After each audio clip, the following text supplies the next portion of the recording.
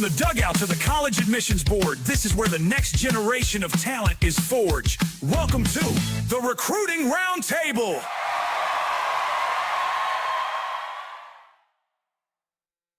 Hello, welcome to the Recruiting Roundtable on episode 3 of our podcast. Today, we have some featured guests here today that we're pretty excited about.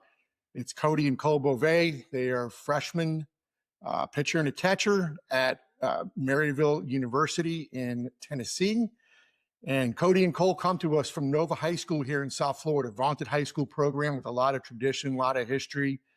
And wanted to bring these guys on today to kind of go over their experience so far, how the recruiting process went for them, and along with, what their experiences are like to kind of share with the general public, being away from home, being in Tennessee, change of climate, the level of baseball and the speed of the game and all that type of stuff. So guys, welcome. Appreciate you having you on board today.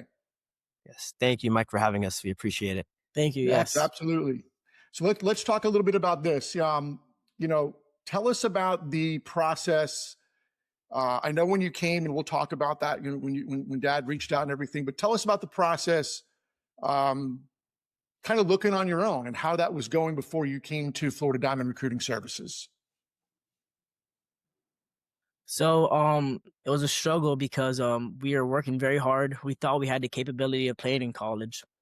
However, we were just stuck as to where do we start, how do we begin, how do we showcase ourselves. We thought we were good enough, just didn't know where we were good enough to play at, what we could do to reach out to college coaches, how to do it. We were very lost, confused, and it was very frustrating for us. Okay. And this was kind of going through the entire process your junior year, right? Into the summer of your senior year, basically. Is that right, guys? Correct. Absolutely. Yeah, just to piggyback off him, we knew we had the talent. We knew we were good enough. We knew we played at a competitive program, but we were just missing that one factor of being able to reach out to coaches, getting emails back, knowing what regions to target, knowing where to target. Because as you know, there's millions of schools out there. And, you could send an email to any coach and you wouldn't get a response back. So we were just missing that one factor of trying to get trying to get someone to guide us. And that was our hardest. But like you mentioned, all through junior year, even to our senior year, there was no answer. There was really no hope. So it was definitely a tough and, mentally draining process for us. Those our past 2 years of high school baseball. Right. So it's interesting because, being a former high school coach myself a long time ago, I actually had a former colleague, someone that I coached against, reach out to me by the name of Kenny Littman, who was a very successful high school coach at North Miami High School way back in the 90s and early 2000s and so on. And we had some pretty good battles back in the day.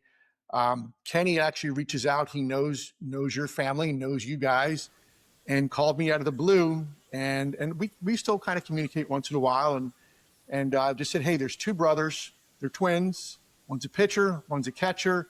He's a baseball guy, kind of broke down some strengths and weaknesses. And I want to say this was like August going into your senior year. So kind of late.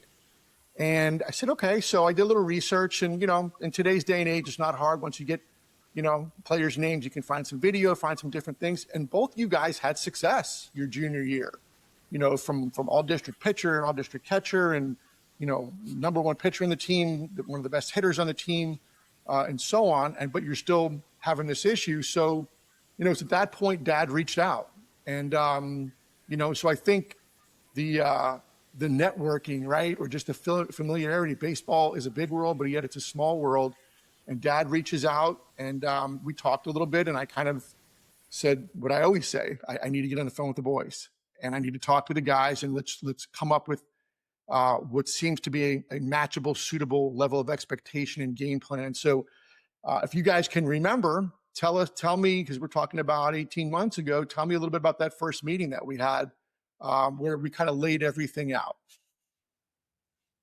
So yeah, I think just from the beginning, it was definitely a little nerve-wracking because, you hear so many stories, and we know so many of our friends that do these recruiting services, and, not that they've had bad experiences, but it's almost like we're going to email, 2,000 schools and you're going to be placed wherever you're kind of placed at. But I remember, from the beginning, especially with you, Mike, it was very straightforward where you thought we could play. There was like no like beating around the bush. No, well, if you guys want to play Division 1, you could play Division 1, or if you want to stay in Florida, you can stay in Florida. I remember straight from the beginning, it was extremely straightforward and what you thought we could play at and where do you thought we could play at from the beginning, not in 2 or 3 years. So I remember, especially after the first phone call and just hearing all the ins and out about FDRS and everything, it was definitely, for at least for us, we got to take a step back and breathe, and we were like, wait a second, this guy knows what he's talking about. This guy's not really in it for the money. This guy wants to see us succeed. So him coming to us and kind of telling us, listen, you're going to be able to play, XYZ. You're going to have to look at this region. We were like, holy smokes, this guy's really going to be able to do it for us.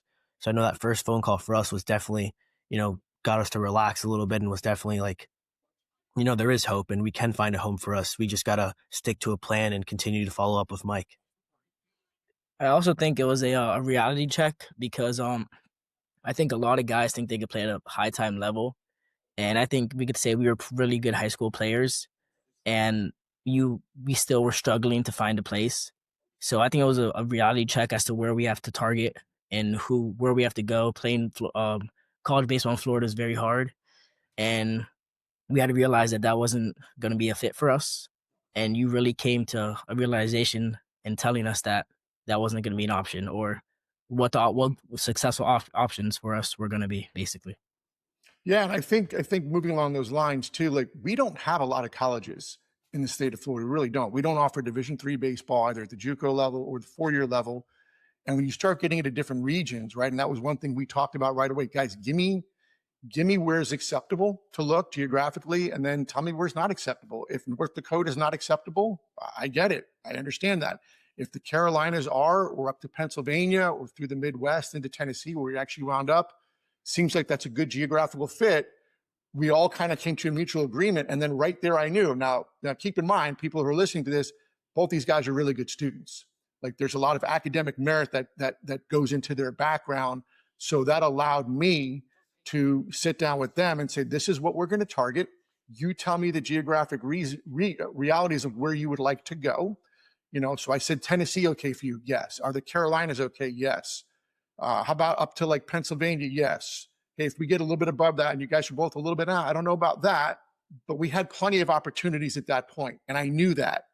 And I think the first homework assignment we gave you was like, I want both of you guys together and independently, because we were honest, you may not wind up together. There may not be the best fit together. You did, and that's great. But I wanted each guy to give me in 2 weeks, 30 schools within the parameters that we had set. And so now we're kind of into like late September. Correct me if I'm wrong. Yes. I did have the opportunity to go out and we always watch video and all that type of stuff and break down video. And both of these guys were great with that. I did have an opportunity to go see them play in a fall game. That always helps in the evaluation process to kind of confirm what I see on video. Obviously, we're not always able to do that early on, but when we can, we do. And everything kind of was lining up. And so tell me, once you guys started to, and I remember the excitement in your voices, once you started to send out not just blank emails. Remember, what we do here is we're all former coaches. We're all current scouts. We've all signed players. We've all offered scholarships. We know exactly what to say in an email, how to keep it short, concise, and to the point. So once we sent out your emails, tell me some of the things that came back to you that you guys were kind of excited about fairly quickly. Yeah, so we got a lot of traction pretty quick, actually. But it was really exciting, just all the hard work we put in and all the time to hear a college coach actually give us the time of the day and send us an email back, hey, we're interested. Hey, we want to see more. Hey, can you come to this camp? Or, hey, can you send more video? Can you keep us updated on your high school season? It was really awesome because we put in a lot of work. And we were sending emails before then, but just no traction because obviously they weren't written right, which I think made a huge difference in using you, Mike, was how we formatted our emails and the video, the length of the videos and everything was a lot smaller, a lot more condensed, and got a lot more traction really fast. So definitely excitement for me and Cole.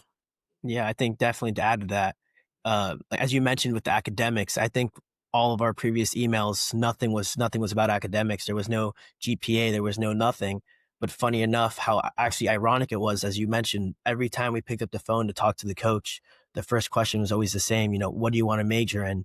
How are your grades? What's your SAT? So I think, like you said, that was the realization that just as important as how good you are and how skilled you are in baseball, the academics were, if not more important for these coaches.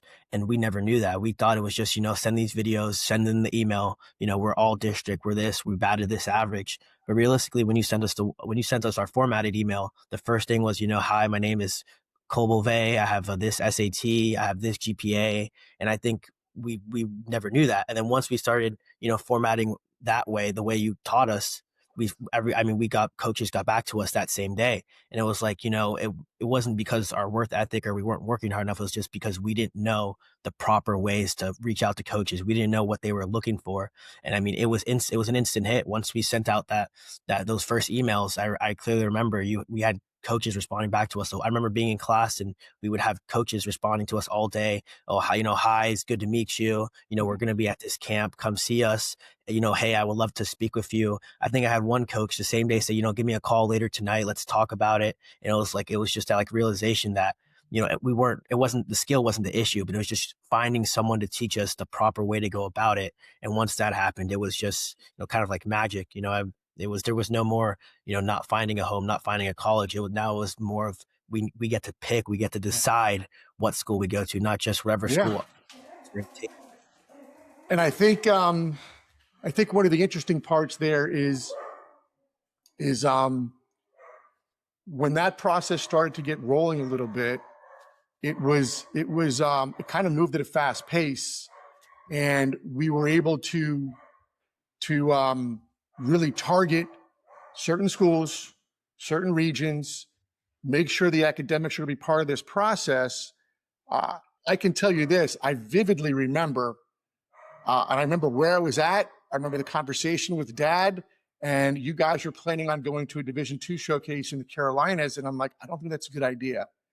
And, to tell the general public why, because we were really targeting going to certain camps with a bullseye on your back. And I thought we had enough traction to do that, where I didn't think that the expense of having to go to a showcase and do something along those lines, we really needed to do at this point.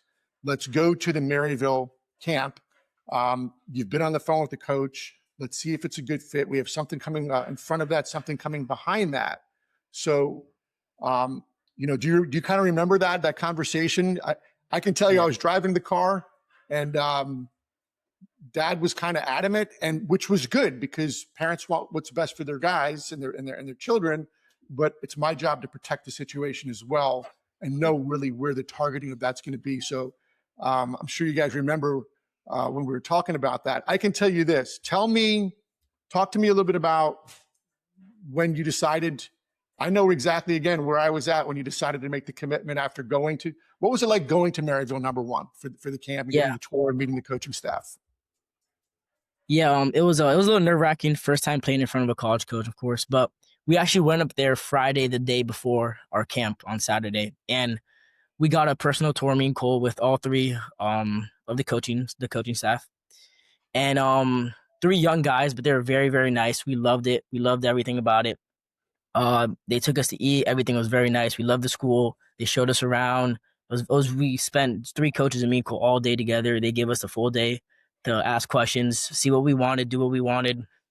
And then the toughest part about me and Cole was, going out there the next day and performing, and us receiving that call a week later to say we got the offer to play there. But I would say it was nerve-wracking, but it was very, very exciting and very surprising, as to see how it all went. It was very just the maturity of our coaches, just how everything went through the entire days was very, very, very promising and very place we'd want to be at.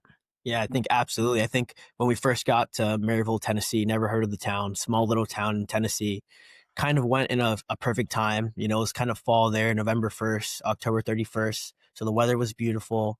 It was different for us. The scenery was different. It wasn't like South Florida. We show up there. Of course you see the pictures and stuff from Instagram and Twitter, and nowadays with technology. But then you get there. We get to see a state of the art locker room. Beautiful batting cages, beautiful facilities, beautiful fields, and kind of was an eye opener, realizing, it doesn't really matter what people, what level you want to play at, what division, where you want to play at, what state. If you look hard enough and you go to the right people, like Mike, for example, you can find a place that's gonna be a good fit for you. So it was definitely a great eye opener that even though this is a Division III program, the locker room, the facilities they were beautiful. It was almost like it was meant to be. The location, the geographical area was amazing. The coaching staff was extremely welcoming. We've had our dealt with coaches all through 4 years of high school, and we kind of feel like these were the best coaches we've had, mentally, physically. They're respectable people, respectable men, younger guys, but are respected well in the community. So as soon as we got there, it was almost like an instant click. We knew, like, the coaches, wanted us just as bad as, anyone else. The coaches were devoted. The coaches, took time out of their day to really show us around. And they were really hoping for us to, make that commitment. Because I think they, as much as we realized it, they realized it too, that we were in a tough spot where, we're far away from home. The assistant coach even tells us, I'm going to be honest with you guys. We're happy if, a third of the guys commit after I take them on this visit. They were very straightforward, very honest right from the beginning.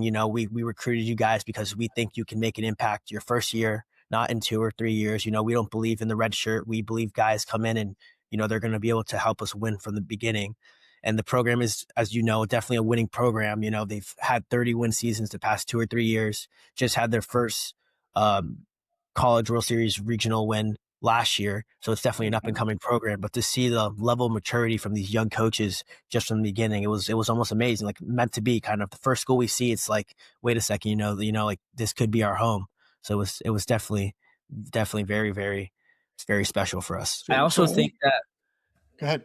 I also think that like we were a little stubborn because of the misconception that like only D1s or really good D2s have nice facilities. But when we got there, we were like, this is one of the nicer facilities I've ever seen. In our high school, we had a jumbotron. Our high school was very, very nice. But when we got to our college, we were like, this is Division III. Wow. Like the amount of funding that must go into the baseball field and the program is got to be a lot because it's beautiful. Everything about it, the field, the locker room. Yeah, it is. It's and then you're not far from Knoxville. You guys can head over to UT for a football game. I saw you do that a few times in your social media posts. So there's the whole social aspect of it. Well, it's got a nice campus feel. So we had actually had one of our guys visit that campus a year before. So that was one of the reasons why there was a recommendation that this should be maybe one of your target schools, because we knew that this potentially could be a social fit as well as an academic and athletic fit. I can tell you, I knew exactly where I remember this day where I was at when you guys called me to make your commitment. I was watching a high school football playoff game at a former Nova High School Hall of Fame players. I was watching his son play. He played for me in college, and now I'm watching his kid play, and you guys called, and it was either a Thursday or Friday night, one of the two. I want to say it was a week before Thanksgiving, right around that time, or Thanksgiving week, where you're like, Mike, we're good. Like we got our offers, the finances met. And tell me a little bit about like what mom and dad's role in this whole process as well.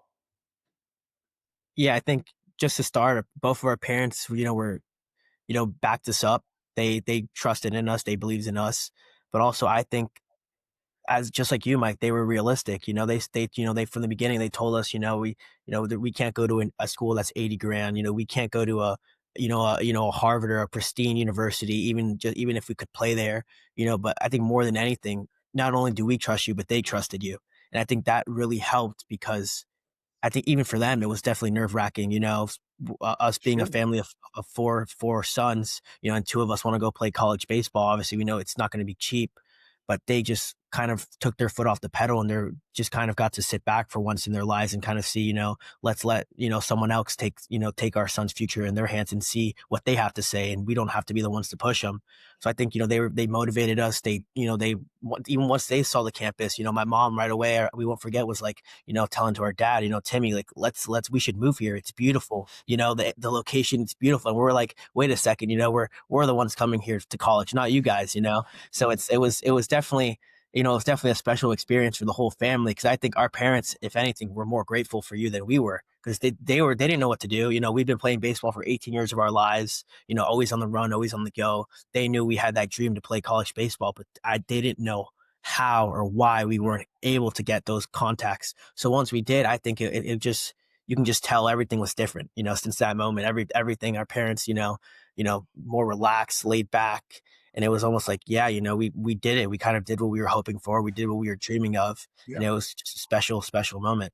I also think that it was for them, it was frustrating as well, because our freshman and sophomore year of high school, my parents were like, surely we'll be able to play in college without an issue. We were pretty good players our whole life. It's not going to be an issue. And junior year realization set in. It's like, wait, our boys are emailing coaches and they're not getting responses. What's happening? Like everyone freaks out and they started freaking out, like what's happening? So they were just as frustrated seeing us kind of struggle, which we've never really gone in our life, to have to struggle to find somewhere to play.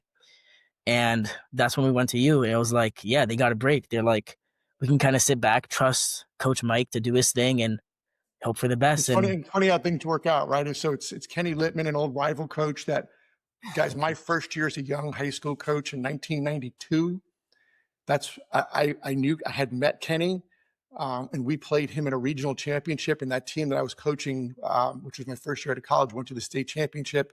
We beat Kenny on a very controversial play in left field. He, to this day, swears it wasn't a catch. I'm going to tell you it was a catch, and I'm going to stick with that, take that to my grave. But then, 30-something years later, he's calling me about the Boisvert boys. I got two friends. They're good players. They need some help.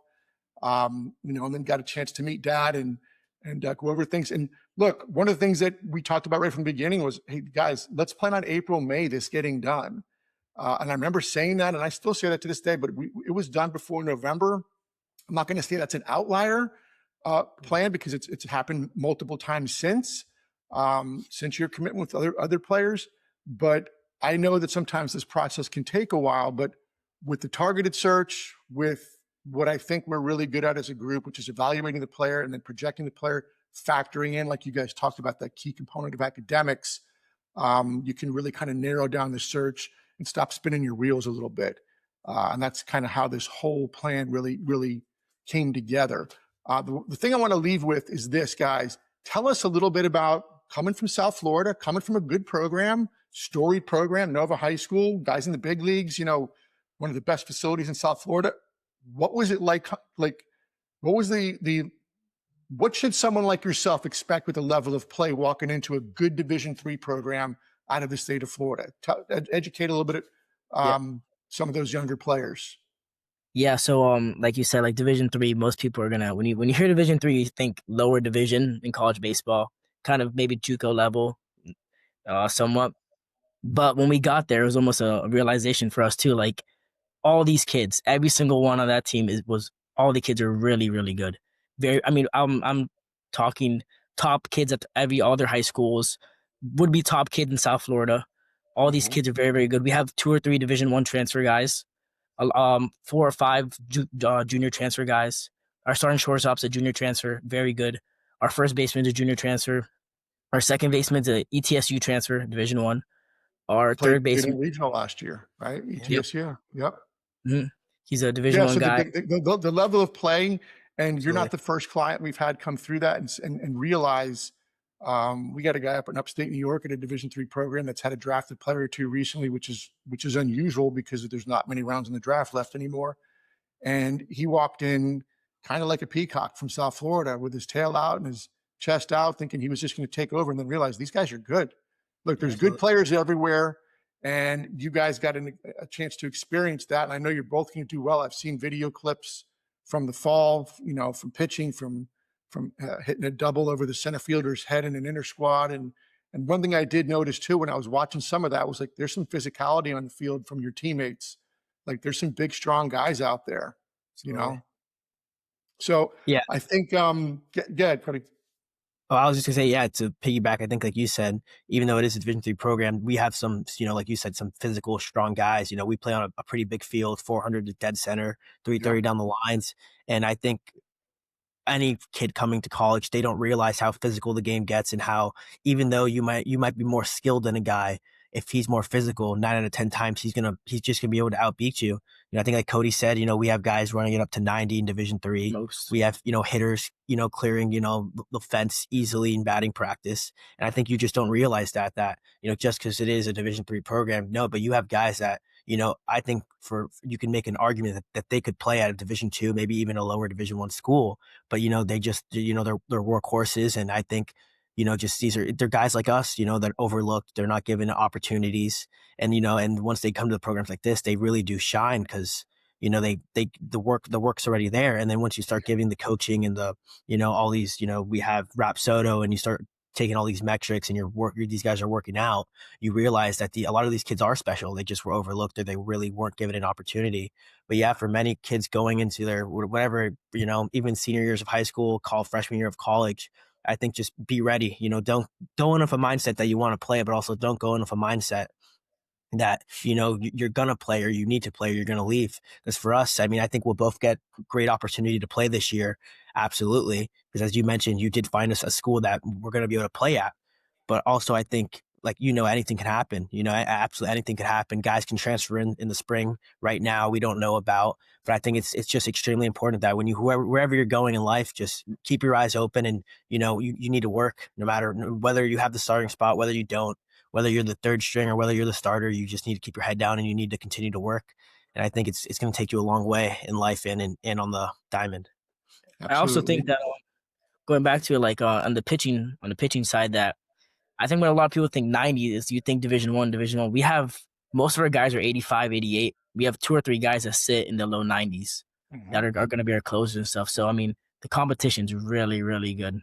Yeah, when we went in there, and right along those lines, guys, is the fact that you put the work in the classroom, you put the work in on the field, your makeup's good.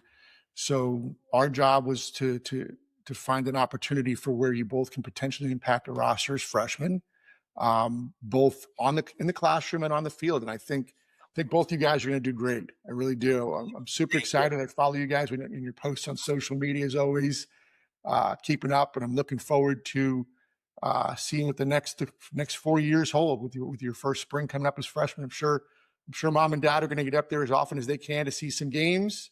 Yeah. And wanted to thank you guys for coming out. I think you two brothers were some of the more enjoyable players we've had and families we've had, because we knew some of the struggles you were going through, and we knew we could help. But we also knew there was an ownership on your part, your family's part, and there was a work ethic that I could hang my hat on when I was calling schools or whatever process we were going to do for you at that point. So the Boisvert boys, appreciate you guys coming on. Wish you the best your freshman year. Thank you for taking this time out. Happy holidays to you and your family, and thanks for coming out to the Recruiting Roundtable. Thank you, Mike. Thank you for having us. Thank you. Thank you, everyone, for listening. I hope these two young men can shed some light on what their process was like. The level of play at Division III baseball is really good, and it's going to continue to get better and better as the landscape of college baseball changes, and keeping showing how keeping an open mind and showing how academics played a huge role in being part of the recruiting process. So thank you for joining us at the Recruiting Roundtable. Happy holidays to everyone. Happy holidays. Yes. Thank you.